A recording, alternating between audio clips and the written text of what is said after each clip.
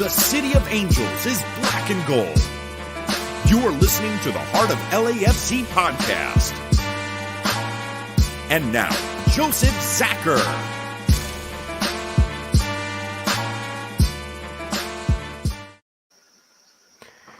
Greetings, Los Angeles. This is episode 183, and I'm not going to sugarcoat it. We're calling this one Tough Love. Tough Love for the black and gold, because honestly, I think they deserve it at this point. Shall I begin, Junior? Welcome back, brother, to the show. Thank you. Thanks for having me.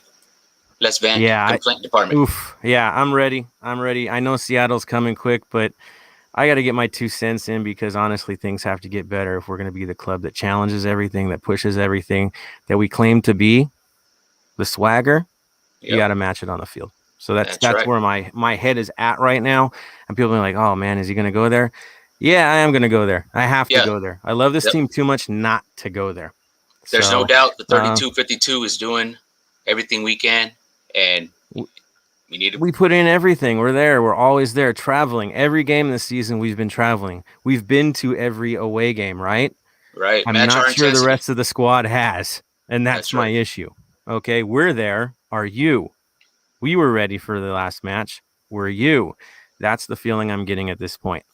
So let me call it out because I think that's where we're at. First off, when your walk doesn't match up with the talk, you get called out. That's right. 1. When the actions of the collective underwhelm in a rivalry match, you call it out. You have to call it out. This is a rivalry match. Simply put, until you win MLS Cup, until you do the things that you're trying to do, handle the local rivals first. Because the only thing people are going to remember is the last match you play against your rival until you get the bigger prize. That's life. That's real world. Mm-hmm. You have to handle the local rival. And if you're not, and you're losing that rivalry, you're second fiddle. It stinks, but that's the truth. When failures are repeated in the critical stages of matches, you call it out. Yeah, exactly. You have to call it out. We can't, it goes back to the Horta situation, right? When we could have had our first win against these guys and it happened. What happens this one? Another flashback, errant passes, getting stripped in your own half. These are critical stages of a match and you gave it away. Doesn't matter how beautifully you dance. If you fall, you fall. So call it out. When the opportunity to level a local rivalry appears to be fading, you have to call it out. We're now 2 matches back in the rivalry. We could have evened this thing out. Now we're chasing, and we only have 2 more games to play against them this year. The best you can do is tie it unless you can take them out in the playoffs, which got to be real. If we do our job and they kind of do theirs, they still might not make it. So let's be real. When the club that you love sits at its lowest competitive standing in its very short history, you call it out. We'll talk about that too today. Has to be addressed. And finally, enough is enough, right? It's time for a challenger club to be a challenger, to take the local crown because you haven't taken it yet. Yes, we've taken it in the streets. We have. A lot of that can be attributed to 3252 and the support that we have. But that's not something you can take for granted. The spirit, the energy, those can fade if you don't pay off. That's a risk, a real risk. Nobody in this town likes the second fiddle. They don't. That's hard truth. And if it looks like you're legitimately challenging to be the top dog, people stick around. If it doesn't look like you're going to be the top dog, people fade. I'm not going anywhere. Junior, I know you're not going anywhere. Most of 3252 is not going anywhere. But others will. And that's a risk, especially in MLS. It's not inherent that you're going to have a huge crowd. So if you can't stay competitive, you have a problem. And if you're falling behind in your rivalry, you definitely have a problem. So you can see, guys, where my head's at before we get into everything else. I'm just looking at it and I am ranting because honestly, I feel there's a risk here that we're developing a culture of choking in the big game, of falling flat in the big moments and not getting the job done. And that is a risk. It's dangerous. We're at this edge this season. If this season turns out to be like a subpar season, I really worry when things get back to normal, what next season's going to look like. There's a lot that's riding on this year that you have to get done. People are going to be moving. People are going to be sold. The window in this crop of talent may be closing. New will come in, we know this, but there's no promise they're successful. This group has been to a point, but they need to get to the big picture. This is LA. We all get that this is LA. I hope that you as a club, or I'd say guys on the field, get that this is LA and the expectations. Follow through, step up, don't give the games away. And of course, we're faithful. We will be faithful, and we call these things out because we are faithful. I'm not saying these things to take a shot or hurt people. I'm saying it because I really worry that we'll lose our standing. I really worry that we'll lose our edge because we do have one. It just looks like there's some cracks in the armor, you could say. So make it happen. Get after these guys. Even this thing up this season. That is your challenge. If you can't do that, we have a problem. This is a local rivalry. Handle it. Simple. And with that, welcome back, everybody. We'll get back in the show now that I'm done with my rant, and we'll talk about the game, and we'll do that. And just we to be had clear, we rant and we do this because we care. We love our club. Simple as that. It's that simple, man. It hurts. It really hurts to see what happened to our team again and the way it happened. The way it happened. Nailed it. Dude, enough is enough. Yeah. Enough is enough. You know, we love Kobe for so many reasons. Number one reason, Mamba mentality, right? Yeah. Where's the LAFC mentality?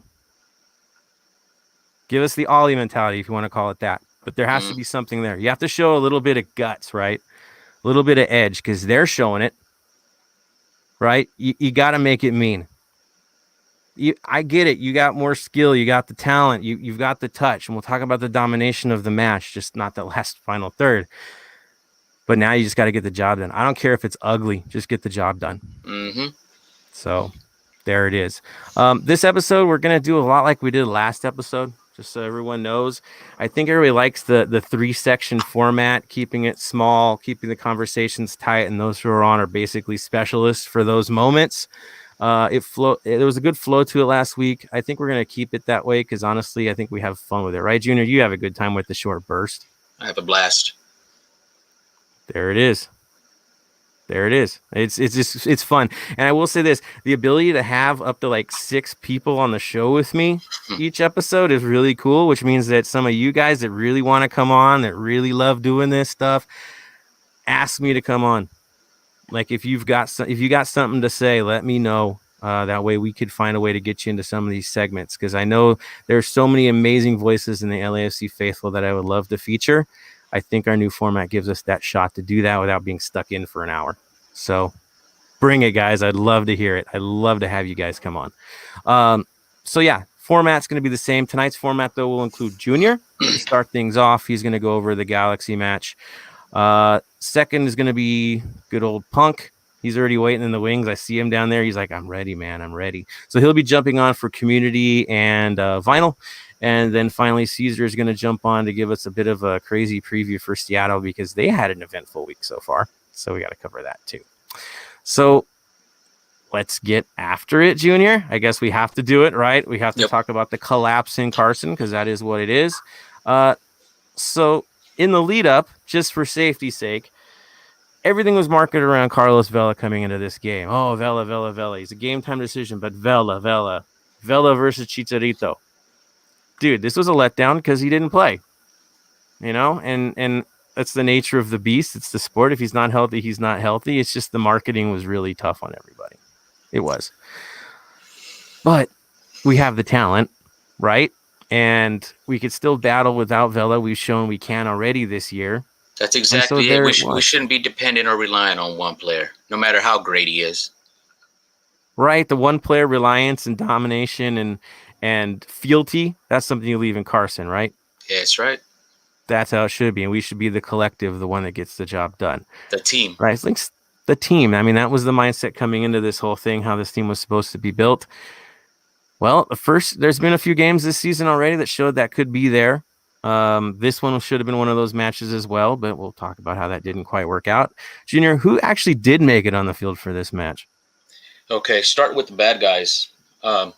They had Villafana at back, Williams, Stairs, Araujo, Bond at goalkeeping, Jonathan, Saldana, Legit, Zubak, Grancer, and Chicha up front.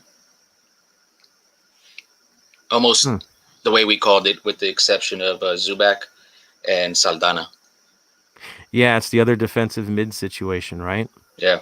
They were kind of like, there was three supposed players you could use, and they went with Saldana, who I think he was in there for like game 1 or 2 and then disappeared for a couple games, and now he came back for this one. So interesting lineup. And then for us, what was the big feature?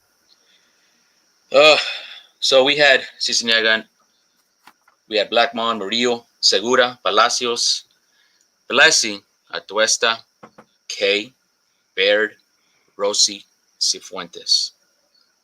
Was anybody shocked by this lineup? Except maybe Cifuentes playing up high again, right? Yeah. That could be something, but under the circumstances with Vela, what you gonna do? And it worked. It kind of worked against Seattle, so Seattle's a better team than this one, so maybe that was the thought. Except he kind of played a little bit on the outside, didn't he, this time? He did. Which is a little interesting. I think Rossi's stronger there, but you know how we move around all the time anyways, and it switches up, and okay, we get it, that's fine. Lineup is what it is, and in all honesty, the run of play was ours pretty much the entire match. First half, basically that was happening. We were dictating the play. There were a few sketchy moments, but dictating the play. I'll be real. The goal that they scored on us was completely against the grain. It was a breakout. It was Cifuentes getting stripped. A bang play with a slide tackle that the player that did it already admitted today that there was no intent to pass the ball. He was just trying to get the ball away from Cifuentes. And a fortunate bounce, right? It goes straight to Chicharito, who was playing right on the line, which he was playing past the line. Let's be real. If you're in England and using their version of VAR, this gets called back. Sorry, that's true. That's what I was getting at. Right? You see the little red line? We don't have that, of course, because it's MLS, and we like gray area, I guess, especially for certain teams. Maybe some that are chosen. Who knows? Put my tinfoil hat. What the hell? Right. So he gets through. He breaks through. I think we benefited last time against Houston with Baird possibly being offside. So, yeah, life is life. It happens. Blackman couldn't react to it because, honestly, it's a bang play. I know Bob called that out like he was kind of out of position. To me, the whole story is Cifuentes getting stripped. I mean, if you're breaking out of your own half and you get dispossessed, that's a cardinal sin in my book. You can talk about where Blackman was standing, which Bob did, but the real conversation is the midfielder trying to play striker that broke out as if he had more room that he didn't have and got caught. Yep. Way too close. Where does the blame fall? Does that fall on Cifuentes? Because, of course, he's the guy in the moment. Does it fall on the fact that he was placed there out of position to play out of position for that match and comfort level isn't quite there, right? Any old way, it happened. That's how it plays. It happened. So your reaction is what counts most at this point, right? It's a match. It happens. Things happen. But you know what? We battle back. We work it back. We put in our time. We should have scored in the first half. It should have been level. All signs, all momentum, everything was showing that we were going to level this thing by halftime. It just didn't seem to happen. I mean, that's unfortunate. There was some passes at the top of the box that shouldn't have been made. I always say there's times where the guys should just count to 2, then make their move, because sometimes they get too automatic with things too quick. Then maybe if you just let the flow past you for a split second longer, then a lane will just open up. Because to be honest, the Galaxy were kind of cheating on their coverage. They were overload, because they were assuming we were going to play it that fast. So you're kind of like, well, what if you just take a step forward, take a couple yards forward? What's going to happen now? Throw their timing off. Break them. Yeah, will it break them? There was no creativity in the first half that really showed that. There were moments, but just no breakthrough, and it was hard. Second half comes about. Usually, you know how we are in second half, we get into trouble really early. I didn't really see anything like that was going to happen. It was more of us just getting back into it. We found our flow again. There were a bunch of substitutions made, some questionable. Caesar, would you want to call it any of those substitutions? Because they were, I think Cifuentes got pulled, right? It was yeah, I don't know. It was weird to me. I don't like making changes when you have dominance. I just don't. Right, right. Yeah, Yeah. because everybody's gelling. It looks like everybody's kind of figured out each other, and it's flowing. Why break it up? Why stop it? That's like a strategic move that the opposing coach does. When their team is not doing well and the other team is flowing, right? You throw in a sub sometimes as a part of a strategy, to break them up, put a break in their flow. Right. That's how it works. And our guys had the flow. Mm-hmm. By the 62nd minute, when Rossi scored from Barrett, it was typical us, right? Bang, bang, play, get it out to the wing. He breaks through, he finishes. It's kind of almost textbook the way we do that play. Right. That's pretty common for the way we overlap, from the way we enter the box. It was typical, right? No one was shocked by that goal. But then the more changes occur, and eventually Baird goes out, which, as far as I'm concerned, Baird did his job on the day. Junior, what was your take on Baird's performance? That's what I wanted to ask you. Baird coming out and being replaced by, not trying to take a shot at his sub, but yeah, Baird was okay. One Baird of the few was okay. bright spots out there. And to be subbed out was puzzling. I mean, how do you feel about it? Especially for the player that came in. Anecdotally, right? So here's the deal. If you had watched the game for Las Vegas Lights against Galaxy 2, the guys that played in that game, honestly, like, I couldn't think of any that played in that match that would earn a chance to wear the kit on the day. Like, you well, how see about specifically? How about specifically that sub? So Danny Masovsky, okay? Danny, to me, played a dog of a match against Galaxy 2. I did not like his performance on the day. That's my personal opinion. It just did not look like he was in form on the day. Usually when a player's not in form against the number 2 side, he doesn't feature against the number 1 side. Does he even suit up? Unless... do we have a choice? Okay. Right? I mean, it's who we were fielding. And you want Cal Jennings to do it? I don't know. So he's there, and that's the guy he uses.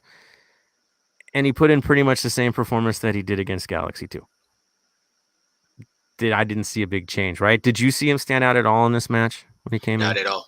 Not at all. No, and it stinks because we've seen the Moose play some great games. Absolutely. This one, he seemed like he was chasing it from the first minute he was into the game. There was a different flow to it. Baird coming out actually hurt us. He was playing his own game. Yeah, and again, you're playing a guy that plays better out wide to a guy that plays better in the middle. So the dynamic's a little bit different. I guess you want him as a target. Is that the thought? I don't know. But it wasn't paying dividends, that's for certain. And I think after all the substitutions that we made, we didn't look better. We actually looked like we dropped off, and it became more of a back and forth, and it kind of evened the match out from that point forward. And they were getting chances, and they were taking us on good counters, and it was being an issue. We were starting to take yellow cards. It just evened. It wasn't, the moves didn't work. It kind of backfired for us.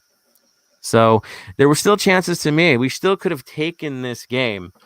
And then, of course, in the 79th minute, the unthinkable occurs, except as an LAFC fan, I guess we should say that is the thinkable occurred. Somebody did something crazy. Turned over the ball in their own box. Blackman gets the ball put between his legs.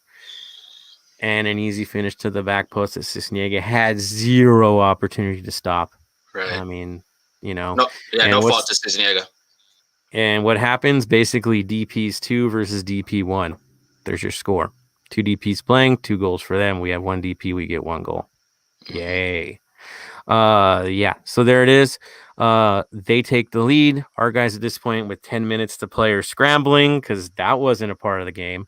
Trying to find themselves, battling to find themselves. Be real. I mean, you get throttled like that late, it's gonna take you down, right? I mean, that's that simple. They fought, they tried to get back, but it was too little, too late in their house, and that's all she wrote. We threw away another another critical match against the Galaxy, one that we really should have had a real chance to take. Strongest chance we've ever had to take one in their house, and we lost it. They didn't win it. We lost it. I don't care. Everybody wants to kiss their butts about getting the result. Break it down. This was ours to take. We gave it to them. We gifted them the win. We gifted them the bragging rights, which MLS right away sprayed their players across the city skyline as if they had won the city. Where was that from MLS when, we knocked them out of 3 different competitions? Mm-hmm. Never saw that. But MLS right away. It's their city. Really? Really? Okay. I see where this is at. Favorites being played as always, the chosen ones. So if that doesn't get you angry like it gets me angry, there's something wrong with you. If it doesn't get the boys angry, there's really something wrong. Now you understand the score. You have to destroy them. It's that simple. You have to play angry. You have to play nasty. You have to do every dirty trick in the book to beat them. If it's going to be a slugfest, make it a slugfest. Sometimes you don't have to be pretty to get the job done, but you better win the next one. Mm-hmm. I think there'll be hell to pay from all of us and probably this coaching staff as well. And honestly, you're going to lose the city if you keep doing these things. So you better win the next one. Right. That's it. So real talk, we blew it. That's simple. That's simple. And it's how do you feel? Exactly. I mean, it's what we said on the last episode. They can't beat us. They just can't. If it's for us to lose. If we lose, it's because we did it to ourselves. They just can't beat us. Yeah. They're not built that way. But that's why it's that's what's the most frustrating for me. That to me it's mentality. There's something going up there. You can't blame Zlatan, Miller, or whoever else. They're gone. They're not even around on either team. So it's a mentality. There's something. It's us. Yeah, there's something in be it in this locker room or whatever it is. There's some kind of hump that they just can't seem. Hire a. You can't help it. I know. It's been hard for me in this whole episode not to just drop the bomb, right? Hire a hypnotist or something. Dude, what is it? Burn something in that locker room. Like get something. Yeah, make a sacrifice in a good kind of way. Like bless the posts. I don't know. Bless the shoes. Get the holy water out there. Find something. Right. Because it does feel like a curse right now. Yeah, I can call Father Jay from St. Cornelius and have him go over there and just bless the team, or right? Whatever's needed. Like there's some hump, and that's what we need to figure out. What is this hump that they're not better, man? There's a couple things to say on that. One, the substitutions weren't what they should have been, right? That's coaching. Playing a guy out of position, that's coaching. Putting the wrong guys in for the LAFC 2 game, you could call that out too. Not being able to find a third DP that sticks, that's a thing, right? You have 3 DPs that are functional, not one that's vacationing in Portugal right now. Right? He's on holiday while we pay him. Maybe we have a better result against these guys. But it seems to me like we can't get a third DP that sticks. After Rossi and Vela, you get to question the big signings after that. Should we list them? Do we have to? Do we want to really go there? We can go all the way back to Gaber. We can go back to Horta, Fito, big monies. Yeah, Zelaya, right? Unfit Fito. Nahar. To Nahar, who featured rather well for DC today. Mm-hmm. It seems like our big signings as of late haven't quite panned the way we thought they would. Especially the DPs were 0 for 2 for the third DP. That affects things because if that does work, where are we sitting now? Mm-hmm. So. That's the thing. When you lose rivalry games, you get to question everything as you should. Yeah. And go, okay, state of the club. You don't get a mulligan. You don't get a gimme because. Yeah, no hall passes. You lay everything out. No. So now it's like, okay, now everyone's more accountable, especially if the window's closing on some of these players and they're getting sold, which there was an article from that featured Thornton saying that pretty much Rossi should have been gone. So who's the next one then? Right? So there it is. Yeah. So yeah, I mean, accountability has to be made. I know Bob did say he kind of apologized for 32-52 for how it went. That's fine. That's good. That's acceptable. Right? That's cute, but I don't know. But if now you got to anybody, get better. Yeah, I don't know Yeah. if anybody in a 32 wants an apology. No, I just want the right decisions. I want the right people in. I want the job done. We want wins. I want to own this rivalry. That's what I right. want. Right? Walk the walk. Simple. That's right. So, yeah, you know, and now we have B-Rod coming back because we can't open up that third EP. Like that, what's that going to do? I don't know. We already saw how that worked out. So, there we are. If we can play pity party, or guys can just wake up and get the job done. It's not like we don't have the talent. Get the job done. Make it happen. Right? We're here. It sounds easy, but again, let's look at the stats here. You had 61% possession. Okay. All right. What about passing? Your shots. Passing. We had 439 completed passes to 234. 200 more passes? Really? 83% to 72. I mean, I know they're just absorbing and waiting for us to screw up. I mean, that was their game plan, and it worked to a T. Fouls, 14 to 11. They had 4 offsides. We had none. So where's the high line, right, guys? Maybe you should get caught a few more times trying to push something. Mm-hmm. Crosses. We only completed 4 crosses on the day. So did they, but they hardly played. So there's that. Duels won. They beat us in duels 56 to 52. Aerials, they beat us 15 to 16. So they beat us in the air. Interceptions, they had 16. We had 12. They had 6 yellow cards. Really, we had 1. And then they had 4 saves when they had 1 save on the day because they didn't really challenge us except for when we gave them a chance to. Wait, So what does it come back to? How many yellows did they have? 6. And we had 1. Get mean. Oof. Come on. Get tough. We talked about it on the last episode. Yeah, earn an orange. Simple. Do something. Make somebody mad. Get them off their game. So, yeah.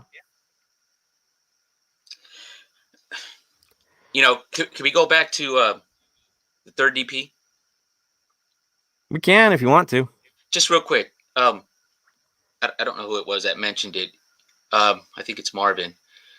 You think signing too many young experiments, we need another Vela, another seasoned vet? Yeah.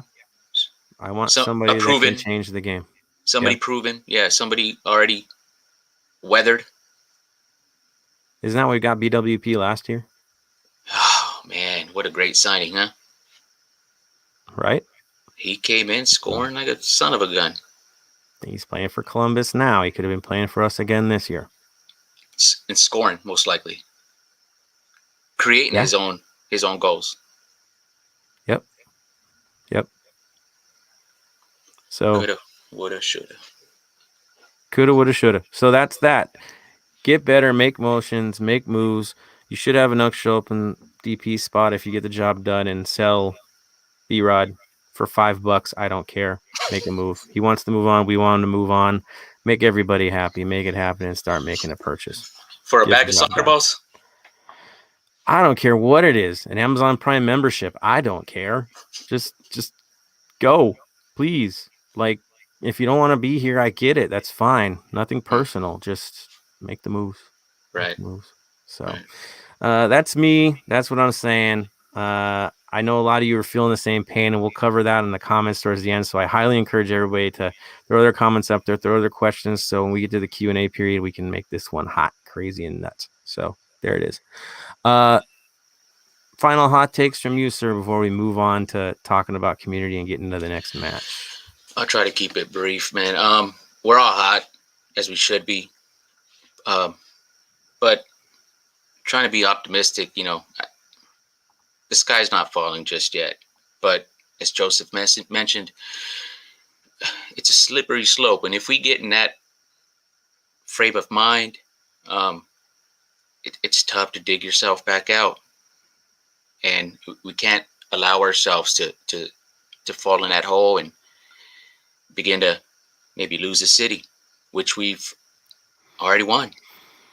We've won. I mean, I went to Lowe's yesterday.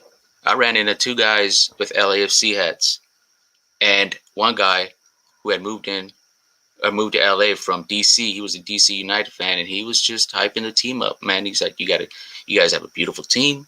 You guys play really well and attractive, and Bella, the whole thing, right? And we just got to play it like we're built to play. And from here on out, if we don't have the player or two that we need, everybody has to dig deep and find it in themselves to carry that extra weight if they have to, and pull out that win. Match the 32-52's intensity. We all bring it hard, and that's all we ask. Match our intensity, match our heart. Simple. We are that club. We claim to be that club. Now let's pay off. That's right. We need the payoff. So next up is Seattle, and we'll talk about that in a few minutes, which is honestly the best team in the West by far from what we've seen in the short season. They had some adversity against San Jose, and we'll discuss that as well, because they did have some real adversity. Mm-hmm. And so we hopefully get Vela back and make it happen. But we'll bring Caesar on for that conversation. But at this point, I think we're ready to move on from Carson, though we never will, not until August 28th when we play them again, and maybe October 3rd when we play them again, because at that point we even up the series if we do our jobs. But I'll still be stewing until we get to that point, because that's how rivalries work, right? That's right. Use it as an energy to get better. So that's right. On that note, brother, any final thoughts before I let you sub out for the one and only LAFC Punk? I'm done. All I have left are F-bombs. There it is. Throw it at the wall, man. Put it on a Post-it note. Bring it up in a couple weeks and laugh at it, because you know how things go with time. So, brother, thank you again for your contributions in the 32nd minute substitution, Junior, for the LAFC Punk. Thanks again, brother. That means none other than the LAFC Punk is back. Welcome back, sir, to the show. Nice to be back. Would have been better if we would have won. My bank account's $4 less because I had to pay up a bet with Mr. Carter for a coffee. So, but hey, I'm a man of my word. I bought him a coffee. And speaking of coffee, the morning of the game, I bumped into a Carson fan getting my coffee. Really cool guy. He said he was going to listen tonight. I forgot his name, but he gave props to the 32-52. He's like, you guys bring it. You guys don't stop. And I thought it was cool. We had a great talk about football, and he had mad respect for us, the supporters.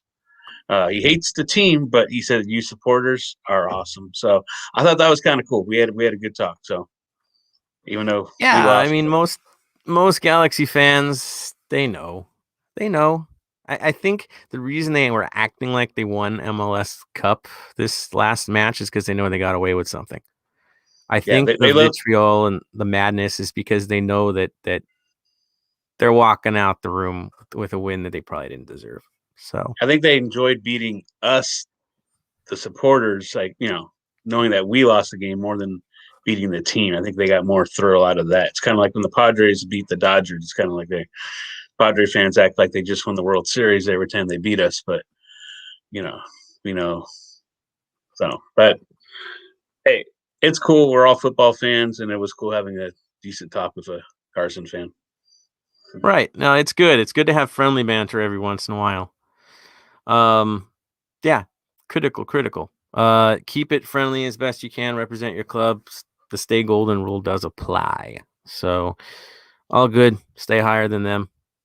That's how it works. All right. So that being said, keeping things on the positive note, there is some community news that we definitely need to share, because it's cool community news that is good news for everybody that's trying to get back to the bank. And isn't that the goal, guys? Because y'all know 32-52 is the fuel on the fire for this side. They need us. They've shown that already. They've totally shown that. So we need to get bigger. Guess what? there's a plan for that. We've moved into a yellow alert locally in the county, which means the numbers get to increase for the stadium capacity. But there was also more news that we heard today from even the president talking about being mask-free in public settings that are outdoors. You can't help but feel that there might be some say in that, and maybe something that could influence us and maybe get us a better opportunity going forward in the stadium as well. The other thing is the vax section. You saw the tester one, but guess what, guys? It's going to get bigger. That's a beautiful thing. Punk, are you going to the next game? Yes, I will be at the next game in the vaccinate section. I'm so excited. I'm not gonna lie. When I got the message that I'll be going, I teared up just because the bank means a lot to me. 3252. I mean, it's Mental Health Awareness Month, and the 3252 helped me a lot in my mental health 2 years ago. And tremendously. So when I found out I was going back, I haven't been at the bank since we beat Carson in the playoffs. That was my last time there. So Wow. Okay. yeah, so it's gonna be fun. It's gonna be. I'm gonna bring it. I will lose my voice. I will be, supporting our club. So Make it so, right? You're making yeah. it happen. So again, everybody, pat yourselves on the back for wearing your mask, getting the job done, getting vaccinated, because Punk's going to the game, and I know many more of you will be going to this next one. I don't know how big the new vax section is going to be. I think that's the super top secret, dependent on people applying kind of situation. We'll see what happens there, but I know it's going to be bigger, a lot bigger. I know capacity is going to increase because we're getting the job done in LA County. The numbers are getting better. So yes, make it happen, get us there. It all seems to be working out, especially with the whole mask changes today with vaccinations. Fast track. I know June 15th was the talk. Who knows the way we're going? Could be quicker, but all signs are pointing to having a full bank by maybe the next time we get to play those guys. Maybe August 28th, we can really scare them. So let's hope and pray that's the case. So that's good news. Total Testing Solutions is still partnering, of course, with LAFC. I think that's where everything's going to get verified for everybody, and get your vaccines verified. So definitely work with them if you get the chance. You can verify at mylinkpass.com. The code I think we put up last time, we can always put that up again. But do it. Get yourself on your way. When you get that friendly email, pull the trigger. Simple as that. I know I will be there, sir. You will be there. Many others will. We just don't know who they are yet because it's in the process. But we will have a bigger crowd. It'll keep growing if we do our job. So that was my rant on that end of things. With Seattle coming in and with things getting a little bit better, there are now watch parties popping up all over the place for the match against Seattle on Sunday. Punk, you've kind of been asking around, seeing, well, where are these parties going to be for us vaccinated people or people that are in a space where we can socially distance and have a good time? Give us the heads up. What's going on this weekend? Yeah, I reached out to some of the supporter groups. Thank you to those who got back to me. Some of them are not, they're having kind of private parties only to those who are official members, been vaccinated. They're not really publicizing it, so they kind of keep the numbers down. That there are watch parties. I miss watch parties like crazy because I don't have season tickets. I'm not able to go to every game. So the watch parties is kind of where I interact with my supporter group. But I do have a few watch parties listed here. I encourage you guys, go out if you're vaccinated.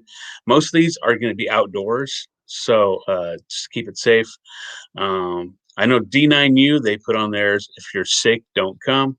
Just kind of common sense. But here's the ones that I know of. LAFC crew will be meeting it's at EOLA Bar and Grill in LA. It's the address is 2834 North Broadway. So it looks like it's the whole crew because they have an Empire connection as well. So so if you're cool going, go.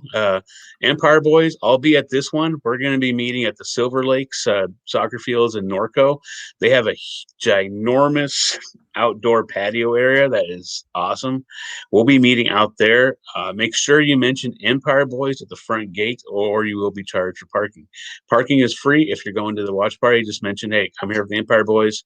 And you don't even have to be a member of the Empire Boys. Just show up. And if you want to become a member of some of these supporter groups, you probably can at these. I know Empire Boys is going to have that at our party, so come on out. D9U is going to be meeting at a place called, I don't know how to pronounce it. El So Cocodrilo. there we go. Thank you. Their their address is 4087 and a half Whittier Boulevard. So they'll be meeting there. The Luckies, they'll be posting it tomorrow, but they did send me the flyer letting me know that they're going to be meeting at their usual place, Lucky Baldwin's Pub in Pasadena. If you really don't have to ask where the Luckies are going to meet, because that's where they were born and bred. So the Luckies are born and bred at Lucky's. So In the pub. Yes. yeah, it's a great place to watch a game. So if you're able to make it, especially if you're vaccinated, if you're not, they might have to wear a mask. But it's going to be, indoor I'm so settings. excited. I mean, to be real, indoor settings in LA County will still be very restrictive, even though the mandate came down from, it's not even a mandate, it's an advice, I guess you could say, from the federal government. At this point, it looks like LA County is just going to maintain for right now, especially in closed door settings. So just be mindful of the rules as they come across. Remember, you're dealing with city, you're dealing with county, you're dealing with state, and they all seem to have a different story. I know it's confusing. It is. But this is where we are. Just know that it's getting better. For my group, Black Army, it's kind of limited number event. If you want to go, just hit us up and we'll talk to you about that. I think Expo is kind of the same thing. Just if you know any groups that you want to hang out with and go to, just contact them directly. Most of us, because there's very limited capacity, really can't do like the big giant invites unless they have a big venue, and we will get them down the line. But for now, it's kind of more of pick and choose. It's got to stay small until we get the restrictions up. So definitely check with your local supporter group, see where they're having it, jump on in. I'm sure everyone's going to be more than welcoming to those who can. Again, we're getting closer back to normal, so make it so. It's all good. We just love being all together. That's the fun part. Yeah, I went to one last week. It was great. Losing my voice inside of a bar. It's perfect. It's beautiful. I miss it. And so, yeah, it's going to happen again. It's going to get bigger. It's all going to work out. Good things for sure. I'm excited. I don't even have to use a sick day for it. So I'll be there. I'm excited. So. There it is. He got the time off, folks. He got the time off. I will definitely be there. No question about that. I can't wait. Every match is the best match for me. The next match is always my favorite match. That's the way I am. Don't matter what happens on the field, the next one's the best one because I'm at another match. That's all that matters. But we'll get better. It'll be better. There are some other things we do need to cover, of course, outside of watch parties. Athletes in the making. Yes, athletes in the making. Love you, Vic, man. He's got a raffle that he's doing with a ball autographed by both Vela and Rossi. You probably saw that from Defenders of the Bank. Promoting it on their socials. I think we threw up a little bit today on it. Jump on, guys. This helps kids in PE courses. They learn sports through athletes in the making. They get equipment to register and play sports, so it can inspire kids. Now that things are opening back up, sports is opening back up. And so kids are in need. Schools are in need. Athletes in the Making goes to schools and basically takes every class for like an entire day and teaches them a sport. It's cool stuff like that. Check it out. Make your donation. Get into the raffle. Again, a ball autographed by Vela and Rossi is pretty darn massive. So definitely make the jump. Make it happen. Yeah, all good things. Definitely do it. I know I will. Game on. Let's see. And Punk, of course, this is tradition. What's our next segment, sir? All right, the Black and Gold Vinyl Club album of the week. I want to thank those who voted on the Discord of the Black and Gold Vinyl Club. This week I decided I picked two albums and let them vote between the two, and the one behind me won. Fugazi Repeater. Fugazi they're awesome. That's all I got to say. They're one of those bands that never got big because they didn't want to. I can go on. We can do a whole podcast on Fugazi, and there probably has been. But great album. Thank you to those who voted. Again, it's part of the community. Again, we have so many little sect groups of LAFC supporters. We have our little clubs. So thank you again to those who voted. Next week will be the one that lost this week. I think I'll probably go with that. So those of you who voted, you already know who's going to be next week. So if you're on right now, you'll probably comment and you'll know who it is. But yeah, Fugazi's a great band. One of their, it's not my favorite song by Fugazi isn't on this album, Waiting Room. It's a great song. But check out Fugazi. You also have Spotify, Apple Music. They're on there. So I mean, Waiting Room might be one of the best songs ever. Like one of the best of yeah, the best. Yeah. yeah. Just, whenever I'm in the doctor's office and I play that song on my headphones. I'm like, all right, waiting in the waiting room. not trying to be ironic at all. No. Yeah. No, not at all. It's so 90s, sir. Oh wait, we are so 90s, aren't we? Yeah. We're from that generation. We're Gen X. Yeah. Yeah, it's a beautiful thing, man. I love it. Who finished second in terms of the record for the vinyl record? I find out next week. Oh, yeah. Okay. Nice. Yeah, nice. that'll be next week's album of the week. So dang. Okay, yeah. I dig it. You're giving There me we go. flashbacks. So every time you throw up these albums, I think of concerts I've been to and dumb things I've done. So it's a beautiful thing. Yeah, next week's band, I'll give you a hint. They put on probably the best live performance you'll see. Live show as a yeah, so I'll just put it that way. Oh, that's a hard one. I mean, because like I've had experiences at Rancid shows that are insane, but probably the greatest chance of me getting killed at a show is probably Pennywise. So if I was at a guess, I might say Pennywise, but I don't want to mess it up for you. All right. Yeah. I'm not gonna mess it up. I'm not gonna say, oh, it's a Pennywise. No, if it is, it is. That's cool. I get it.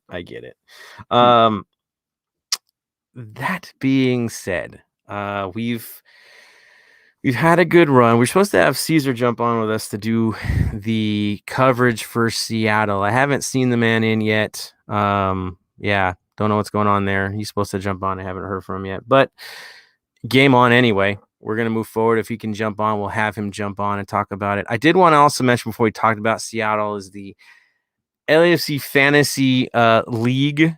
Has been a lot of fun for me. I'm not going to lie. It's been pretty good. We were in third place as of the end of last match day, even with the debacle in Carson. I was able to survive and finish in third.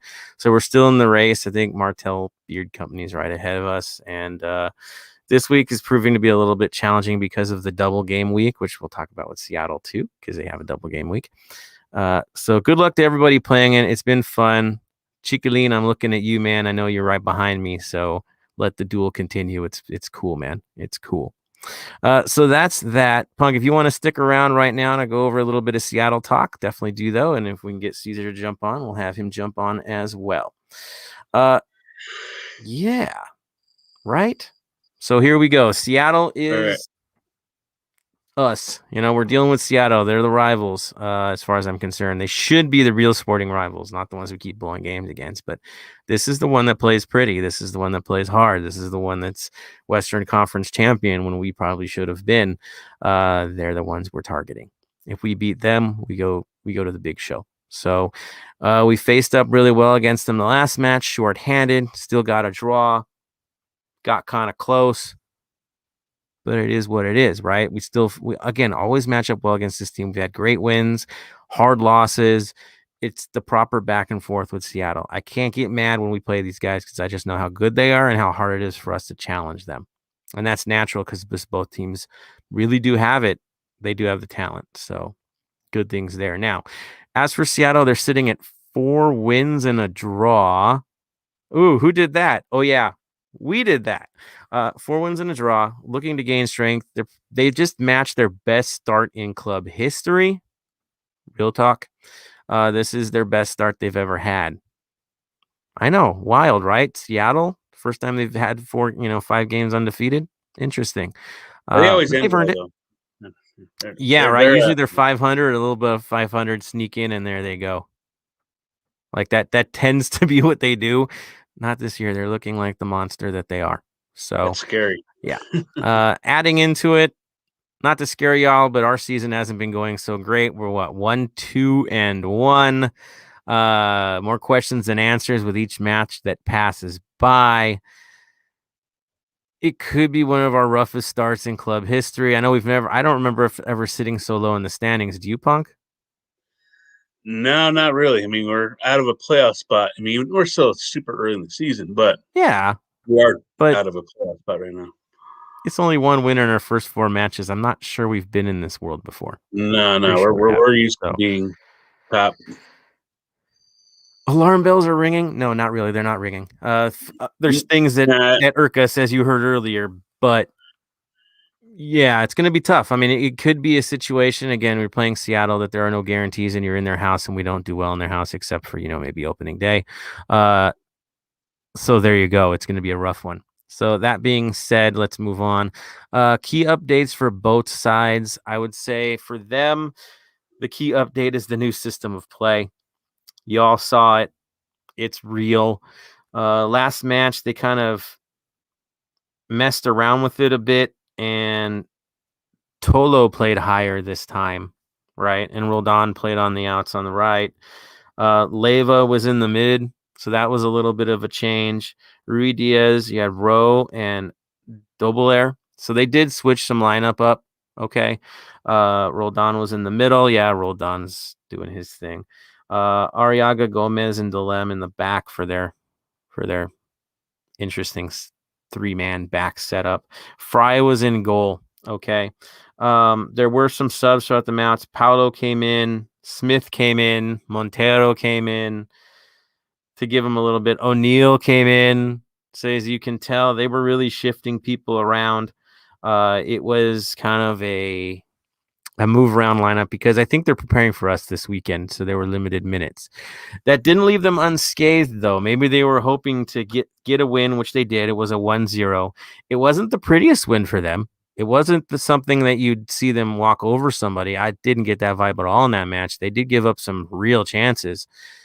But to me, the big story was maybe their goalkeeping situation. So Stefan Fry got hurt late after they were maxed on subs, twisted something in his leg. It's a lower body injury, and it looked really bad. He was slamming the ground after he got hurt. It was ugly.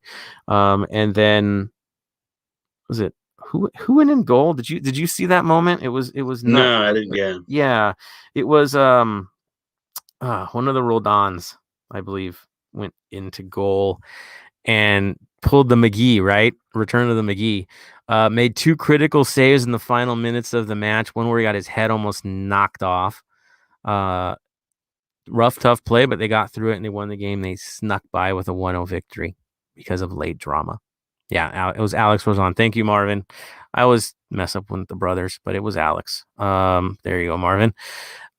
He did his job, but now Stefan Fry is injured, and he had to be carried off of the field. Didn't use his own weight. Not the kind of thing that says and suggests you're going to be back after a midweek tilt.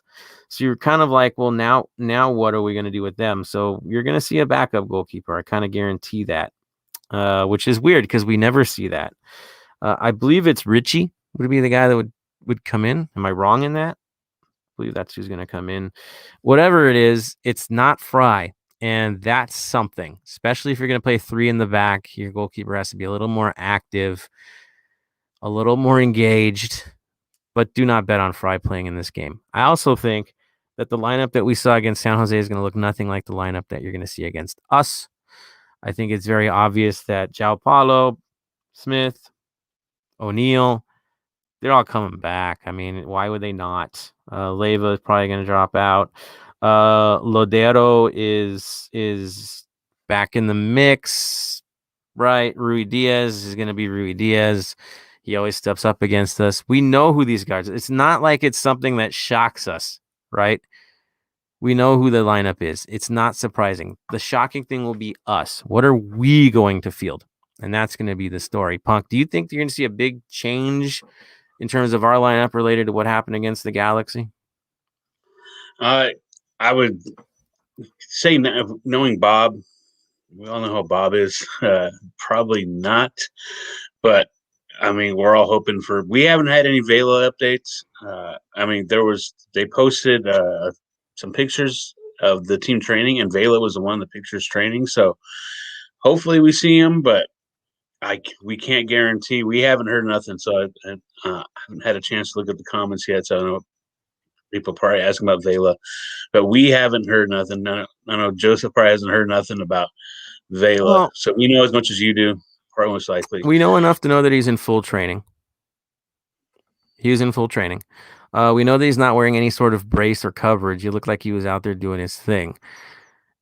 We're not going to know till they get on the plane, right? Which usually happens after Thursday, Friday, maybe they go, but it's a Sunday match. So that has an effect.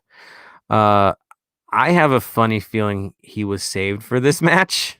I do. I think he'll be back. I think Barrett is going to be out there. I think Rossi's going to be out there. That's going to be your top three.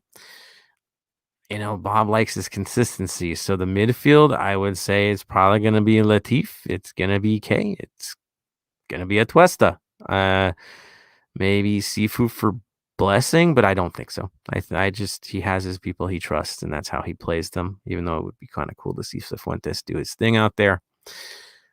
Backline's an interesting story. We didn't talk about Moon, but Moon did play against the Galaxy. He was fine, got a yellow card, did his thing. I wouldn't say he was responsible for anything negative, but he's back. And so the question is, does Blackman start on the right, or does Moon get his first chance at a start? Right? We'll see. Yeah, I mean, I don't see Bob starting him yet. I still don't see him starting yet, but I think he'll go with Blackman starting. And I've heard mixed reactions on Moon. Like some fans are saying, "Oh, he looked great," and I've heard other fans saying, "Oh, he looked terrible." I mean, he was only in for a short time. I don't think we got a full. I think the experience. reactions we get to Moon are because of the performance by the team at the end, which isn't his fault. He's just stuck in a bad situation because the result went really wrong. I did like the physicality that he offered. He doesn't mind getting stuck in, which is a good thing. Distribution, he had a couple really good passes where he picked players out on a run, which was strong. Blackman can do that too, but Moon in his first match was testing out some stretched passing, which is okay. I'm okay with that. You got to take a risk to win games. Distribution was fine. Again, I didn't see negative aspects outside of him just being new in the lineup. I thought under the circumstances, being thrown into a rivalry match is a huge ask for a player, and he passed the test. And especially at Carson. It wasn't like it was at our stadium. I mean, it was a hostile environment. I mean, the Galaxy fans they brought it to that game more than I've ever heard them bring it to a game. So, I mean, him coming into an environment like that, it's new team, new everything for him. First time playing in this country. I mean, there was a lot to put into consideration as he came into this match. So we'll see what happens. I wouldn't be surprised if he got a start, but also Segura kind of went out early from this last match. We don't know his full condition, but we are going to a stadium where they play on turf. Could Blackman get slid to the middle? Moon on the outside? And Segura gets a rest for a match. I don't know. I honestly think with only one win to show for the season, if they're healthy, you play them. You do the best you possibly can, bring the best you can, especially in the middle. So we will see what happens. Moon does look like he can definitely challenge Blackman for the right back position. We actually have a real competition there. We have Farfan as well, which makes it a beautiful thing. I'm happy to know that we have a three-way competition for right back. And also Palacios, if he can't get the job done out left, Farfan can take him out there too. Yeah, so and Farfan, you got on the outside. Keep in mind he's an ex Portland player, so him playing Seattle, he's going to come up for this game because he most likely still hates Seattle because he came from Portland, and Portland Seattle is like us with Carson. I mean, they hate each other. That's a rivalry. So he could Yeah, without a doubt. So you could see minutes from him. It's tough, but I just know that we need to bounce back. So I've been Vic, I'm going to throw up. Victor said Farfan has been a pleasant surprise. I agree. I completely agree. I can't believe that Seattle dumped this guy to bring in another player that hasn't really shown anything, right? They're struggling to me. I think Portland's struggling. Their backline doesn't look. They got rid of Villafaña too, and you saw what he did against us. Yeah, I think they made a mistake in the move with Farfan, especially a guy that was a homegrown for them. Crazy, but it's worked. Mm-hmm. It's definitely worked. I'm happy with what he's giving. I'll honestly say this: Palacios, maybe it's a hot take on my end, has not played at the level I thought he should have been playing at this point. There are cracks there, and I wouldn't mind him getting into a competition for his spot. That might be a good thing. And going back, Hector goes Farfan over Palacios. I'm okay with that. I think agree with guys that need a too. bit of a wake-up call. I do. I think Palacios has had moments that have been good and moments that have been scary, especially against Houston. The Seattle goal, I don't know where he was in that situation. He hasn't been defensively not covering as good as he should have. Passing-wise, distributing the ball, okay, but he's a defender. There's responsibility there, and there's been some openings. So Farfan hasn't shown that to me yet. I think he's looked sound in his defensive duties. Houston against Pico, maybe there was one moment there, but you got to say, that's not his real position, right? He's better on the left side. So let's see what happens there. I just like the fact that there's a competition. Yeah. And a couple other comments. I'm looking at my comments right now. Ox and Hector both said that they thought Moon looked aggressive, which we agree with it. And he got the yellow card. And Quick yellow. Yeah. You guys were talking about that earlier, that we needed more aggressiveness against Carson. I mean, they got 6 yellow cards. To me, that's a good thing. I mean, you got to be. I mean, in a rivalry game, you got to play aggressive. So, yeah. So I agree with you. Ox and Hector, you guys bring up a good point that Moon was aggressive. Yep. Agreed. I think I'll throw up Marvin's comment. Marvin Chavez. He goes, Farfan has dynamic energy and movement, and his crosses are pretty good. I do feel he's not as strong defensively at times, but he has lots of potential. Your classic homegrown, right?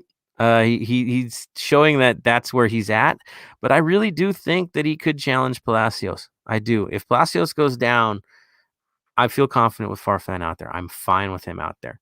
And now it understands why Nahar kind of went.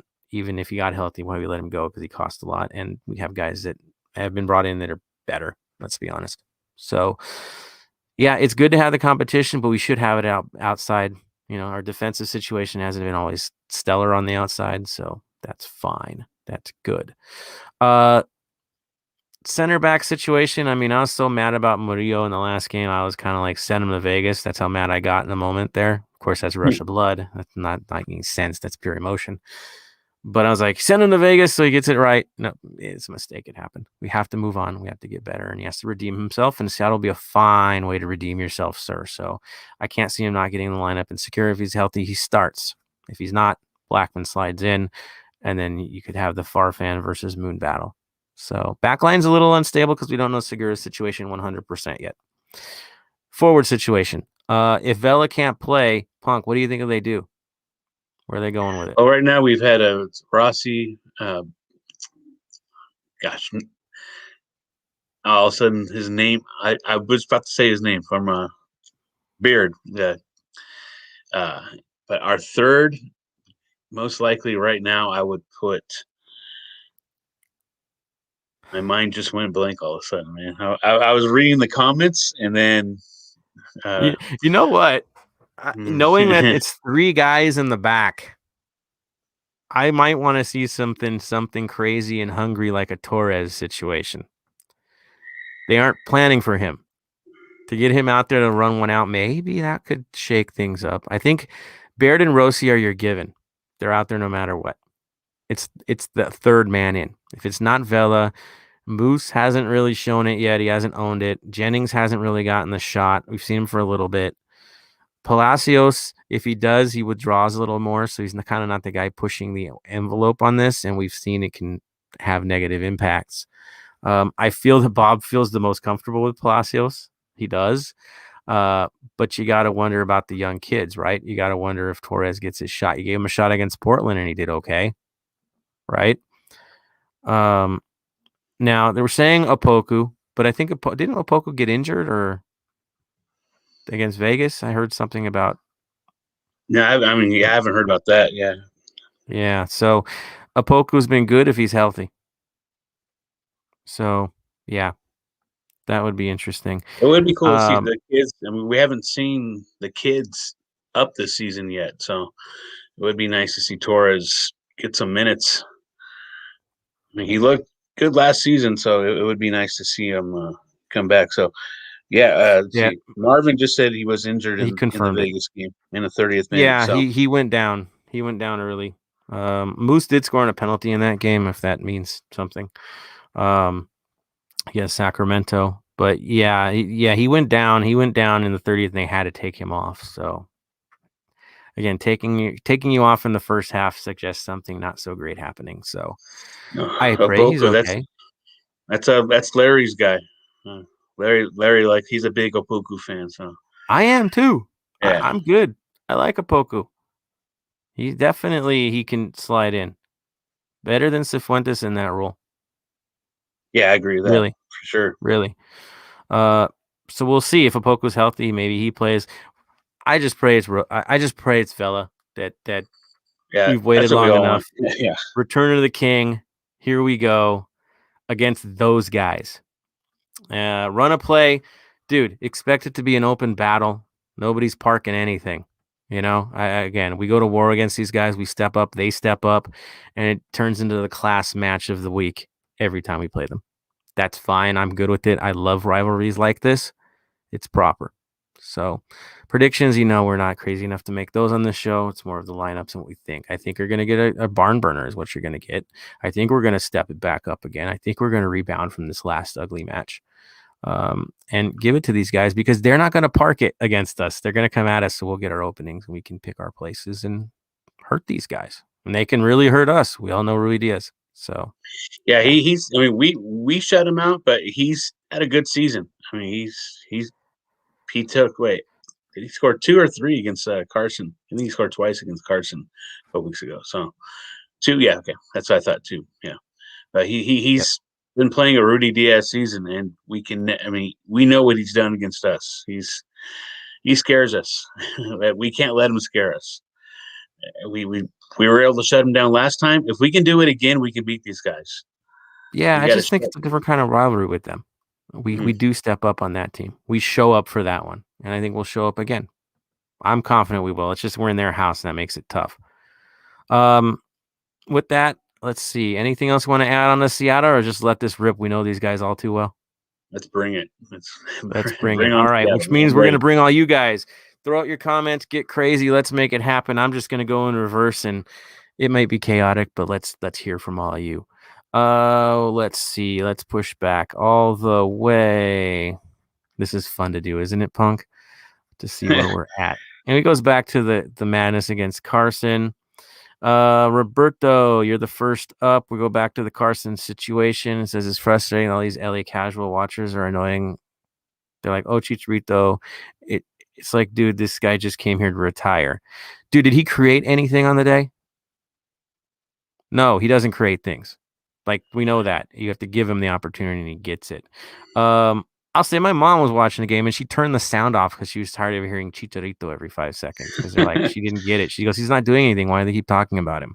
Exactly. Yeah, he cherry picks. That's his job. He finds space and he poaches. That's his job. But if you don't give him the space and you don't turn the ball over, he's gonna watch the game like all of us. Yeah. Let's see. Gomez Jr. I love the license plate, sir. It says we have months until the game at home. Better be like or better than MLS's back match. Yeah, we got hurt. I think this one injured us, so we better get there. LOL man in trash can. I love it. I thought Moon did good. I agree. Moon did good. Right. He didn't stand out too crazy. Got physical. Kind of just did his job, which sometimes that's all you need from a player. And he made us a couple good, decent passes at length. So, yes. Oh, yeah. We didn't talk about it, but we can now because Marvin did. Marvin says, can y'all believe Janela gets paid more than double Segura's salary? This is called speculation. It's kind of like cryptocurrency. Janela is our version of cryptocurrency. We think he can resell him for something higher, so we buy him high. Segura is somebody that we don't think we're going to sell high because of his age. I think that's where that hits at, even though Segura is, dude, miles better than Janela. I think it's the resale value on a young player. Again, we're playing the market on these guys for resale, so we pay more. That's why Rodriguez gets an insane amount of money for what he doesn't produce, right? And we hope the resale pays that off. That's the play. I know. Does it make sense? Does the finances really show the individual player's contribution to club? No. In many cases, it might. In other cases, it's contributions to the pocketbook when their time with us is over. And so their value is already higher than it should be because there's going to be a resale. Kind of like a car, right? So, yeah, that's where that makes not a whole lot of sense, but then you see it's the potential. And if Janela wakes up, which he has a skill set, it's just we haven't, he's young, he's a kid. We'll see how it goes in this next season if he does make it. But right now, yeah, he's paid higher than what his performances have given because of the resale value. Yeah, Hector, you're right. We lost that game. They didn't win it. Agreed. Move on from that. Marvin, I think we called out Bob early. I went off early, and you were correct, sir. It does lie on Bob. He puts the men out there. It's his job to get them ready. That simple. If they don't perform, right, the job didn't get done. Yeah, let's see. Who else can we say here? We've got coaching staff. Jorge Ruvalcaba calls out the coaching staff as well. The guys weren't up. It wasn't right. We dominated, just didn't get the job done. Marvin's wondering about the playoff mentality. Like the mama mentality for Bob? Could be something there. Pressure matches aren't showing up for us. They're just not. We had one big moment against Zlatan. Outside of that, can we think of others? It's hard. So long run, yes, we've been powerful. We won a supporter shield. That's amazing. But in pressure knockout matches, we did show something in CONCACAF. Definitely showed something there. But I'm not seeing that CONCACAF team quite yet. Not at all right now. It's not looking it. Let's see. Oh, yes. Hooligan Ox called out the subs like I did earlier. Keep moving down the line here. Keep moving. Let's see. Oh, yeah. Brennan wants to know about the B-Rod situation. I guess he comes back when the transfer window opens up, sir. So he's talking about B-Rod, unused sub in his last game. How long was his contract with us? We're stuck with another year for sure. So one at least. Unless we can make a deal, I think we'll still find a way to make a deal. Jorge Ruvalcaba says we keep signing USL players. Yes, we do. That's the second division. They don't cost as much, and we fill the roster and send them to Vegas. So, yeah, I mean, we do need to have a full roster. So there is that, and I think Jennings can prove to be very valuable to us in the long run here. He does have a lot of upside. Others do as well. We'll see. A lot of projects in play there. B-Rod will be benched. I don't think B-Rod will even dress for us again if in a perfect world. I don't think again he doesn't want to come back, so I think something will get worked out there. Just doesn't seem that way.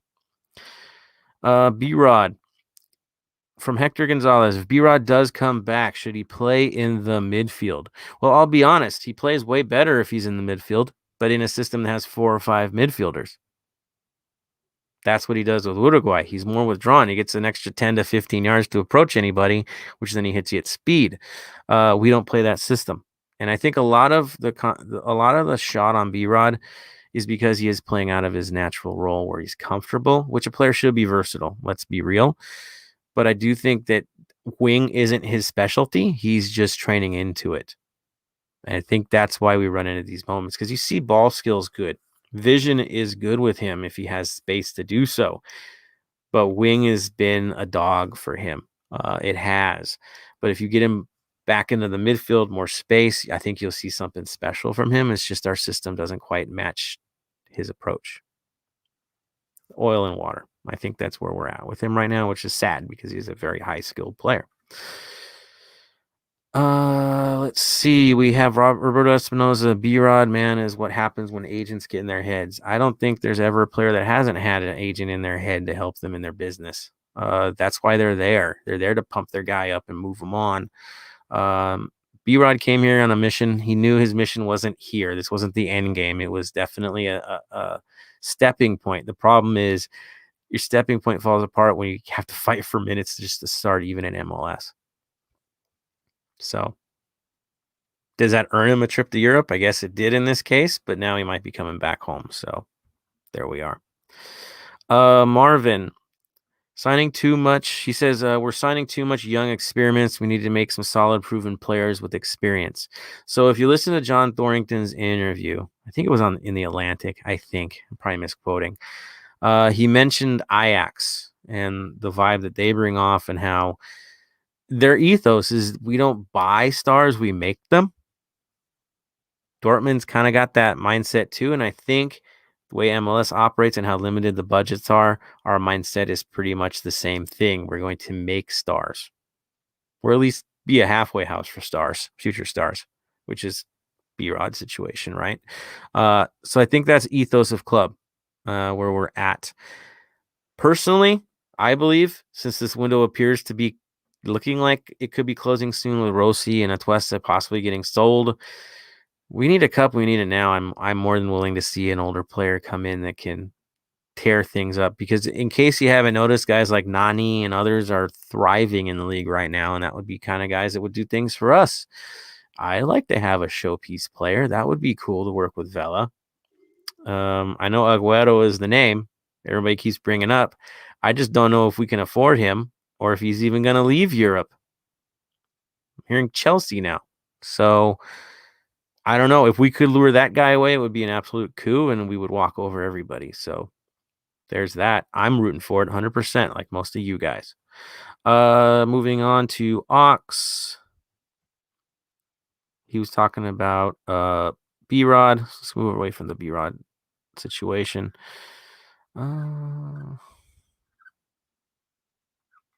Oh, yeah, players in their prime. Like Marvin says, Vela came in his prime. You do have to know that Vela and even Chicharito and Carson were kind of recycling opportunities in a way. They weren't leaving on the greatest of terms from the clubs they were leaving from. They were kind of in need of a change of scenery. But there's a lot of players like that. So we can find them. That's for sure. We have one now. We'll see what happens. But I would still take Guero if that happened, right? We're talking about form. So Jorge Rubalcaba mentions that we should play the way we did against Liga MX teams. Yeah, I agree. Angry. You saw how nasty Atuesta played in those games and how we gave it back. You saw all the flopping from Club America. We gave it to these guys. That's what you have to do against Carson. I agree. Let's see. Moving forward. Gonna skip. Mark, you have a good point, sir. Mark says, the city is ours. We're undefeated in the stands. Our squad isn't matching us on the pitch. It's simple as that.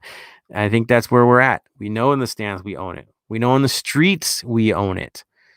It's the field where we're failing. And I will say that word, failing. If you're losing the rivalry, it's failure. Agreed. You won't win it in the stands forever if you can't get a handle on this rivalry.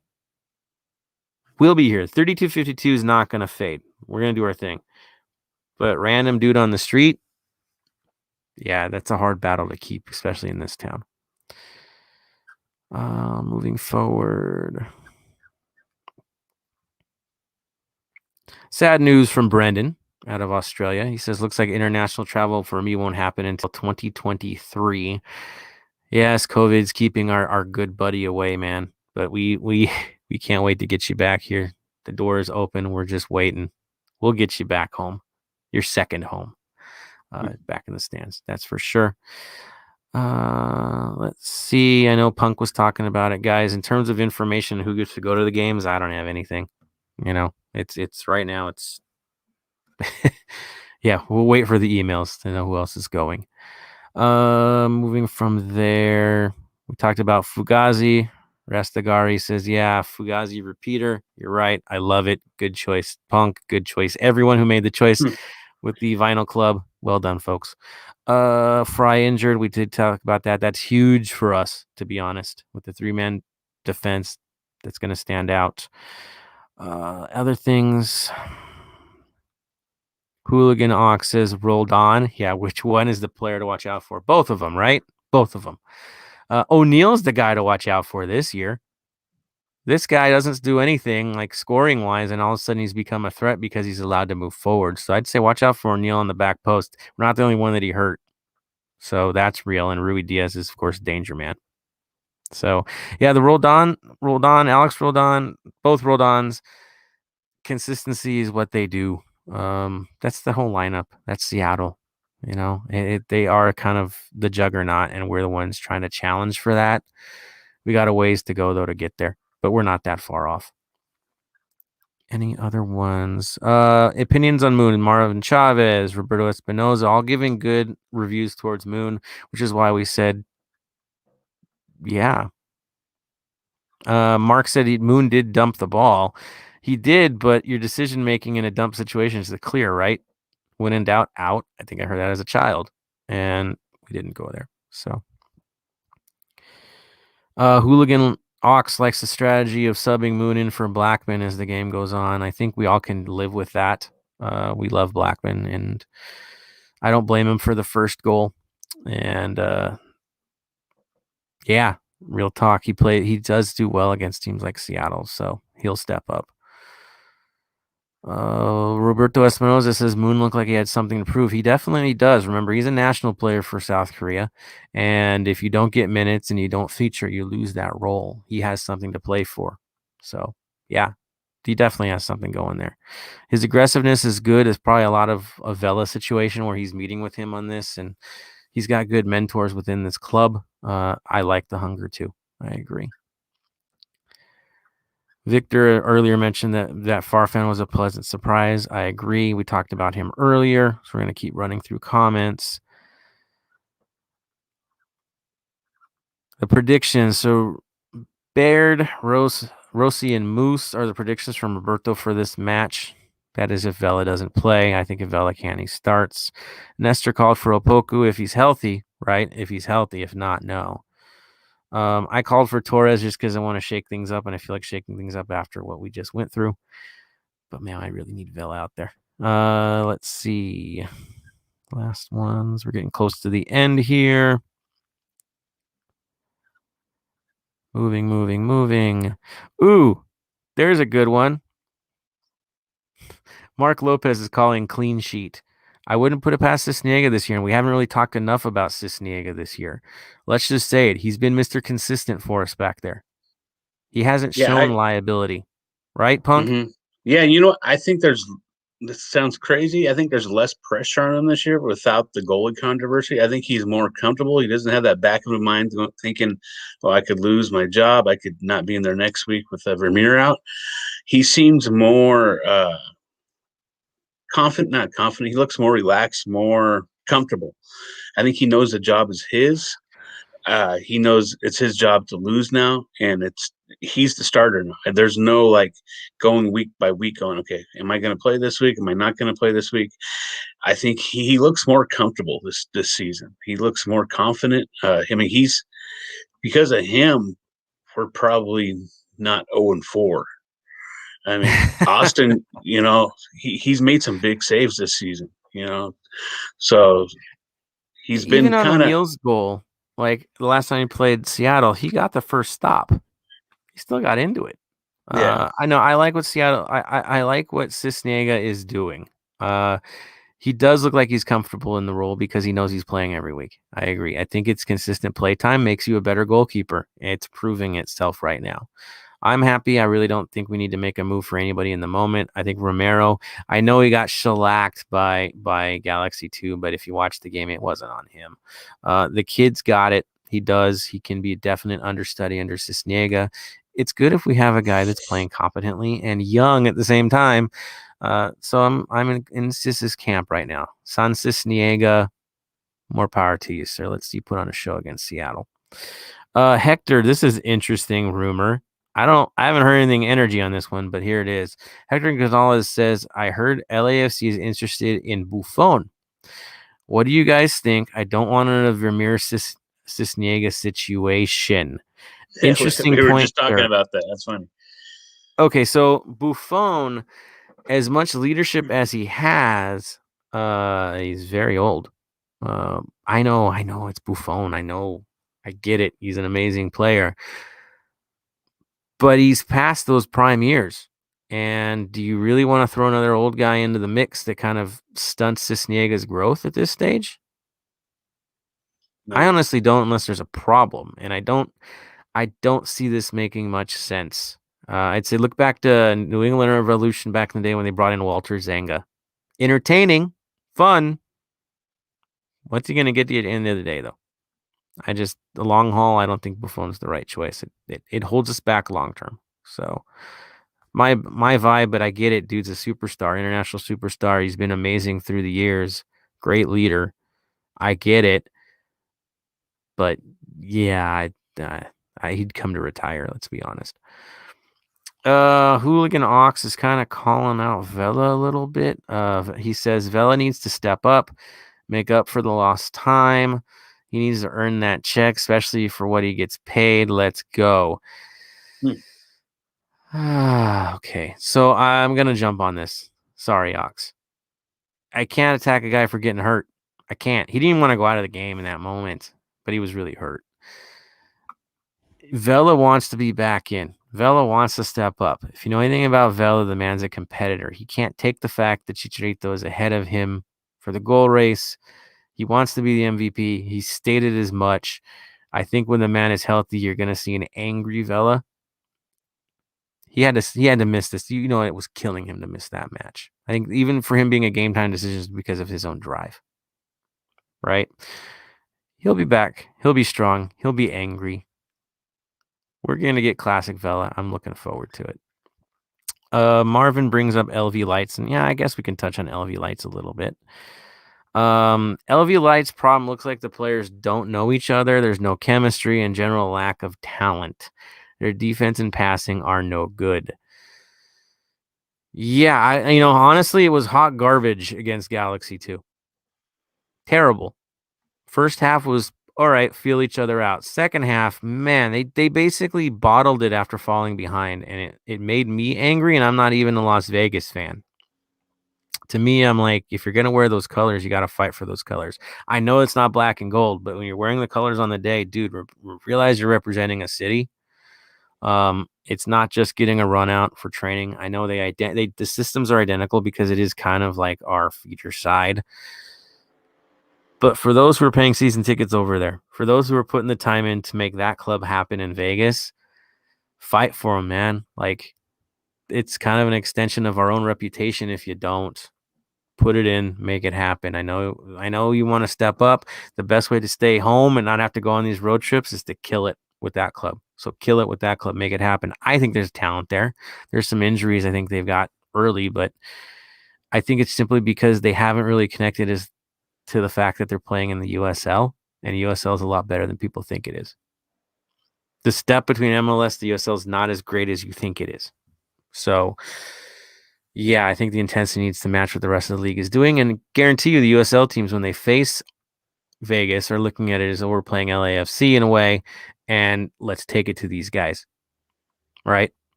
We know they're bouncing back and forth. Let's take it to them, show what we got, because guess what? If LAFC is watching our guys, well, they're watching the opponent too, so there's a scouting opportunity there. You got to think of that as well. So they have to expect tough matches, but they need to step up. I agree.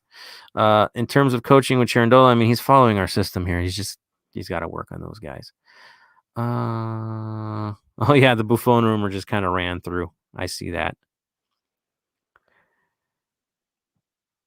Martial called out Romero for one mistaken goal. Man, it happens.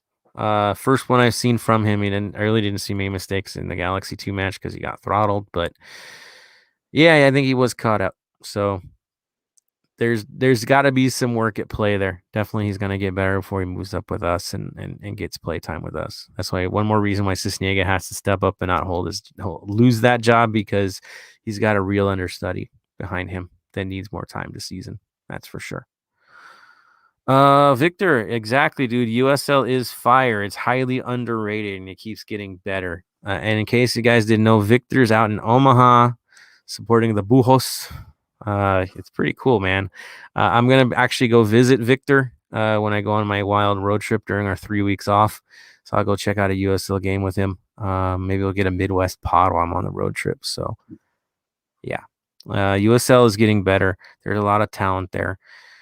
Don't underestimate it. It is improving year by year, just like MLS has been improving year by year. You've seen the games this week. The league is tightening up, and their league is getting better. So enjoy the football, that we get quality football all over the place, because it is not as bad as you all think it is. It's pretty good. Roberto Espinoza says, this isn't Carson. We don't want to be a paycheck for retirees.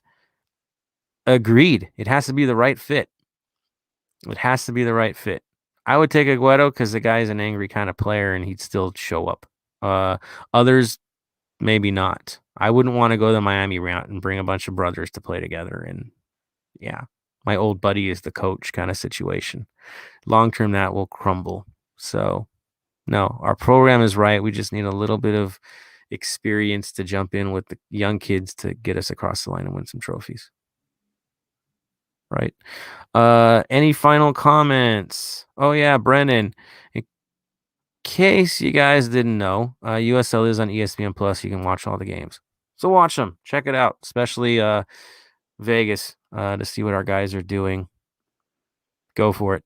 It's free. I mean, if you have Plus, it's there. So run with it. Final thought. Roberto says he has family in Nebraska and never been, though I do too. They haven't been to the games either, but now that I'm gonna go, I think they're following me along and they're gonna go too. So there you go. And Ox has his final comment. Final comment from Ox. He says, "We all know how plastic Carson is. They always need a big name to sell jerseys." Dude, it sounds like a car sales situation. We just keep repeating the name until people like them. We see it on the broadcast. We see it everywhere. It's just how they do. It's how they do. And they try to do it with our players on the national broadcast with Vela, which is the point where it annoys all of us. Focus on the rest of them out there. There's other guys. Atuesta should be getting just as much billing for what he's done for us, but he doesn't because they want the one big name. How many DPs should be younger experiments? I like this question. I'm good with tackling. I'll let Ox. How many DPs do you think should be young? How many do you think should be experienced? Because it's like that magic number. You got 3 to play with. Can you hear us, Ox? Oh, not Ox. All right. Yeah. Throw it up there. He didn't put a comment. So I'll give this one back to Jason. Jason, what do you think, man? If you're going to pick your DPs, what are you going to run with? Ox just said yes, but definitely maybe a mix. I say 3, but kind of a mix of I think you still need that veteran. You don't need to go with the guys about to retire, but someone who has a good experience and kind of some young DP as well. But you still, it's hard to put a price on experience, good leader. But you want to bring someone in who's not here to retire, though. And we see that it's not just Carson. We've seen it in the history of MLS. We've seen a lot of guys come to the league and just retire. But then we've seen other guys come to this league and excel. And they don't only sell tickets, but they kind of like lead that team. And that's what I'd like to see in a DP. I think it would be cool. I mean, Vela's a perfect example of that. He's not one. I mean, he is older in soccer terms, but he's also a star and he's proven himself and he's become a leader on this team. So it's nice to see a DP that does that. I mean, it drives me crazy when I see MLS teams just bring in some old. I mean, yeah, the guy had great years, but they bring him here. To me, like I said, it's usually just to sell tickets, and it does work. I mean, it does sell tickets. We've seen the guys down the street do it a few times, and it's worked for them, and sometimes it does not work at all for them. And the guys just look, it's kind of sad to watch them at the end of their career playing like that. But yeah, see what Ox's final answer was. Yeah, I just see that experienced DP. So you need one that's experienced, right? Yeah. I'd be okay with 2 experienced and one to run with. I kind of like where New England's at, right, with their DP situation. I think that kind of makes a little bit of sense. Philly too. You got two more experienced and one younger. I'm okay with that. You can't be all 3 young, and I have a hard time calling Vela old. So, yeah. Even better would be one experienced, one prime, one young. That would be your ideal situation. But that's a hard sell, and it's a hard one to do. But if you can do it, you're in a good place. So, yeah, looking at the comments, everybody's kind of on the board of one experienced, one young, two young, one in prime. Yeah, that's the way to go. And sometimes the young can be a bad. I mean, sometimes the young can be bad. I mean, we all know. Your gamble. Yeah, it is. I mean, that's our issue. Our third DP has failed pretty much every time. It's been a failure for us. We've been gambling and it hasn't paid off. We're hoping the next one does. But in this case, we might be going for 2 new ones this year. Right? The rumors of Rossi are real, so it is what it is. So we'll see what happens. So that's where we're at. I love it. TAM is what saves the day for us. That's why I have so many other good, young, talented folks on our side, players on our side, like you see them, Cifuentes and all those guys. So yeah. And again, experience is good. Really old is not. That makes perfect sense. Cool. So any final comments before I let this go? Do you see any others there before we move on, Jason? No. No.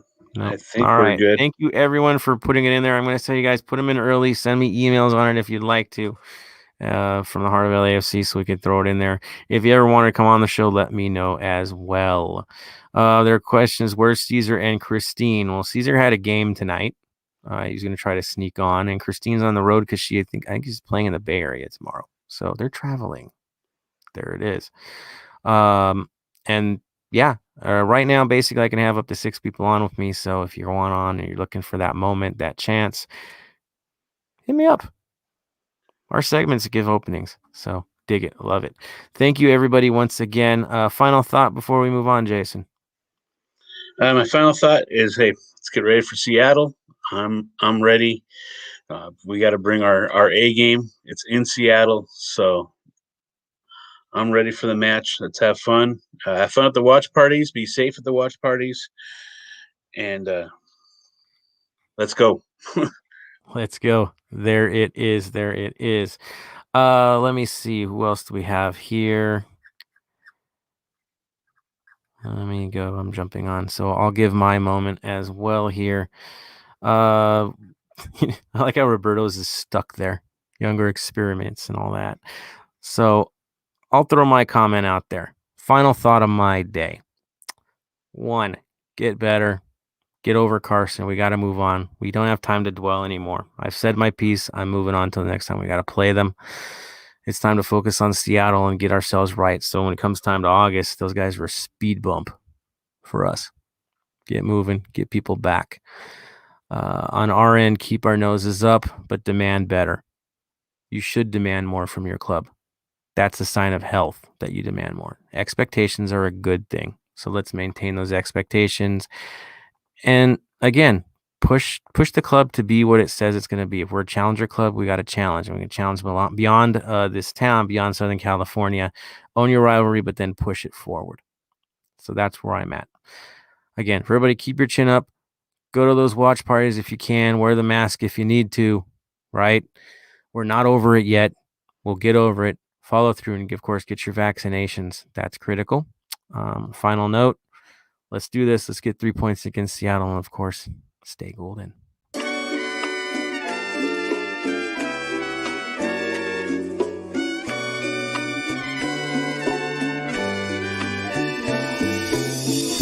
Thank you for listening to the Heart of LAFC. Make sure to leave us a rating and review on iTunes or Stitcher. Shoulder to shoulder, the black and gold is taking over.